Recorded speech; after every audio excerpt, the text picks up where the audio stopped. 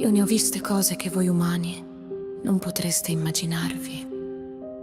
Navi da combattimento in fiamme, al largo dei bastioni di Orione.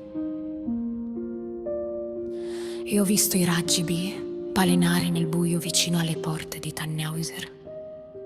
E tutti questi momenti andranno perduti nel tempo, come lacrime nella pioggia.